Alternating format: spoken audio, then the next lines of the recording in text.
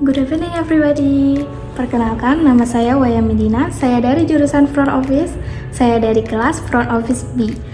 Di sini saya akan menceritakan tentang beberapa tokoh yang menginspirasi saya dalam membangun sebuah bisnis yang dimana usaha mereka dapat menginspirasi saya dan menyadarkan saya bahwa segala bisnis tidak ada yang bisa dibangun secara instan. Baiklah, tanpa berbasa-basi, mari kita saksikan videonya. Selamat menyaksikan. Yang pertama adalah Bob Sadino. Beliau lahir di Lampung pada tanggal 9 Maret 1939. Mendiang pengusaha dengan nama lengkap Bambang Mustari Sadino ini termasuk salah satu pengusaha sukses yang sempat mengalami jatuh bangun sebelum akhirnya menorehkan kesuksesan besar. Setelah sekitar 9 tahun menjadi pegawai, Bob memutuskan untuk berhenti dan banting setir menjadi pengusaha. Usaha pertama yang ia rintis adalah bisnis penyewaan mobil, yang dengan bermodalkan satu mobil Mercedes dan ia supiri sendiri. Namun, karena musibah kecelakaan yang menimpanya, bisnisnya pun terhenti. Tak patah semangat, ia beralih profesi menjadi seorang kuli bangunan dengan upah harian. Namun saat menjadi seorang kuli, ia melihat adanya peluang bisnis ternak ayam dan telur dalam negeri. Dengan modal pinjaman tetangga, Bob mulai menjalankan bisnisnya tersebut. Awalnya, Bob mulai menawarkan sendiri dagangannya dari rumah ke rumah di wilayah sekitar tempat tinggalnya. Bisnis telurnya Bob berbuah manis dan ia mengembangkan sayap dengan menjual daging dan sayuran hidroponik. Berkat keuletannya, bisnis tersebut sukses dan ia pun mendirikan Kim Chiki, supermarket ternama yang menjual berbagai macam produk peternakan dan pertanian.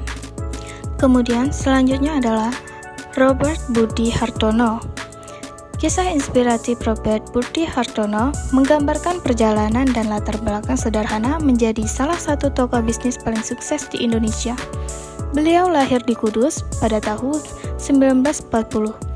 Ia dan saudaranya memulai bisnis kecil yang tumbuh menjadi grup Jarum yang berfokus pada perdagangan rokok.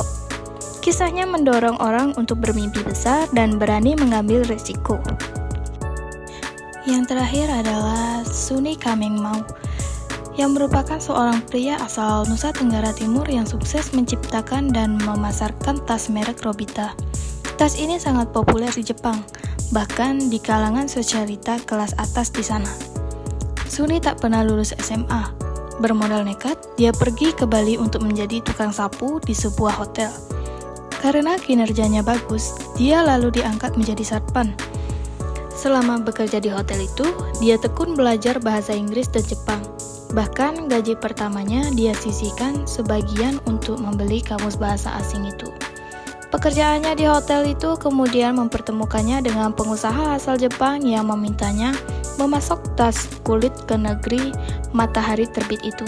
Namun, usahanya tidak ujung-ujung sukses.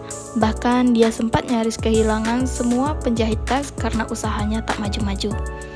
Pelan tapi pasti, dia memperkokoh usahanya sehingga mampu merekrut 100 karyawan. Tasnya amat digemari kalangan jet set di Jepang.